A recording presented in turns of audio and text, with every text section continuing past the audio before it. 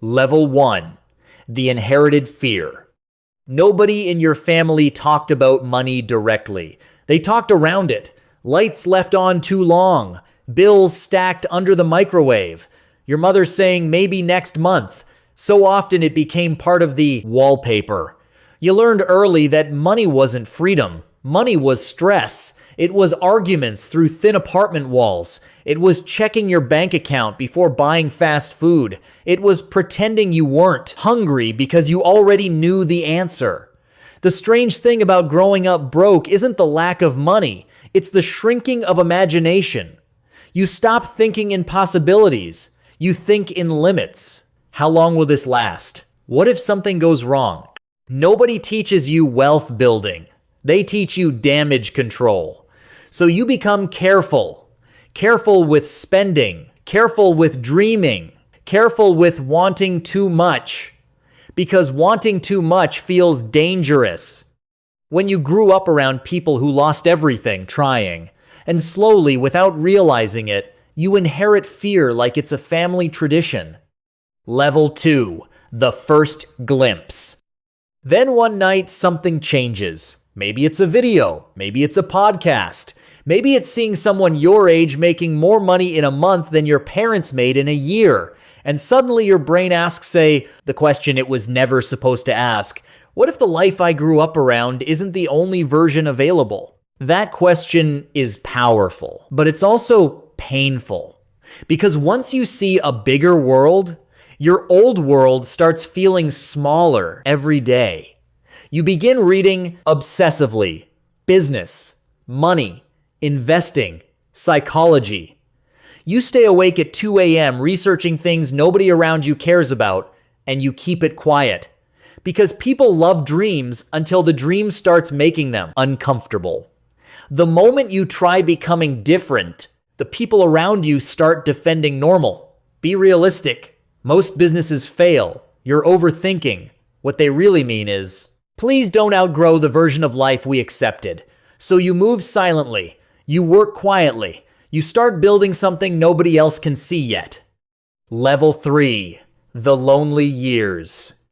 This is where most people quit. Not at failure, at invisibility. Because success takes way longer than motivational videos admit. Months pass, then years, and your life looks completely unimpressive from the outside. You're exhausted constantly, working before work, working after work, working weekends while everyone else relaxes. Your friends start moving on with normal lives, stable, paychecks, vacations, engagement photos. Meanwhile, you're refreshing an account with $87 in it, hoping your next idea works. You fail repeatedly. A business dies. A project flops. An investment crashes. And every failure feels personal because you secretly attached your identity to succeeding.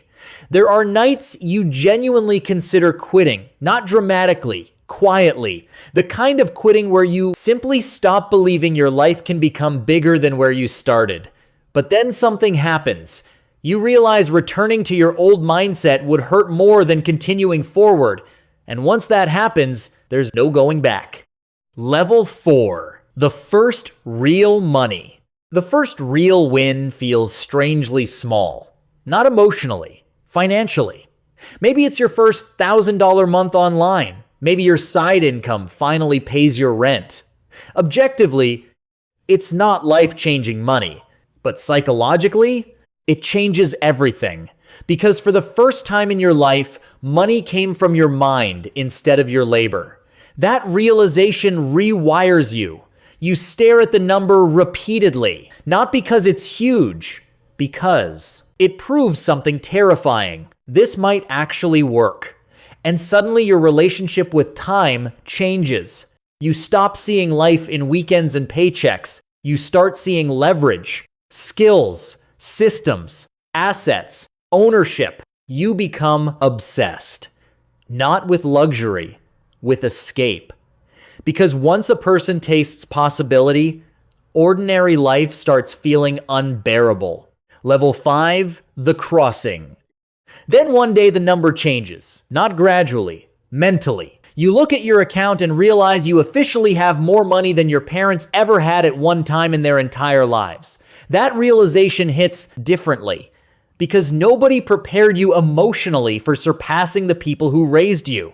You thought success would feel powerful. Instead, it feels confusing. You start buying things your younger self dreamed about: a better apartment, a reliable car, a dinner without checking prices. But every purchase carries an invisible voice saying, "People like us don't spend money like this." That's the strange thing about escaping survival mode. Your circumstances can change long before your nervous system does. So even after success, part of you still flinches at abundance. Level 6, the distance. Success creates distance nobody warns you about. Not physical distance, psychological distance. You go home and suddenly notice everything: the stress in conversations, the fear around money, the smallness of everyone's expectations. And for the first time, you realize you no longer think like the people you grew up around. That realization hurts because you love them. But growth changes your internal language. Some friends start acting differently around you. Some become colder. Some become competitive. Some make passive-aggressive jokes disguised as humor. And you learn something brutal. Not everyone wants proof that change is possible, because your success forces people to confront their own excuses. So relationships drift quietly. No explosions, no dramatic endings, just slower replies. Fewer invitations, longer silences, and underneath all of it sits guilt. The guilt of becoming financially safe while people you love still struggle. The guilt of outgrowing environments that once felt like home. You carry that guilt everywhere, even after you win. Level 7, the new starting line. Eventually you understand something most people never do. Generational wealth isn't really about money. It's about removing fear from the future. It's about your children never hearing panic in their parents' voices over a bill. It's about creating a home where ambition feels normal instead of reckless. It's about ending survival mode so completely that the next generation mistakes freedom for something ordinary. That's the real victory. Not the cars, not the watches, not the screenshots. The real victory is psychological. You become the evidence that the ceiling was never permanent. And one day, your future son or daughter will ask for something small. Maybe a school trip, maybe new shoes, maybe help starting a business. And without stress, without hesitation, you'll say yes.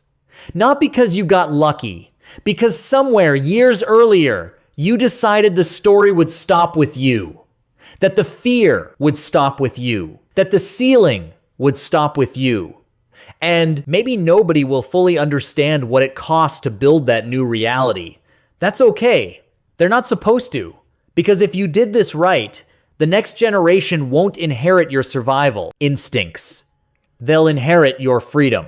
And that is the closest thing to changing history most people will ever get.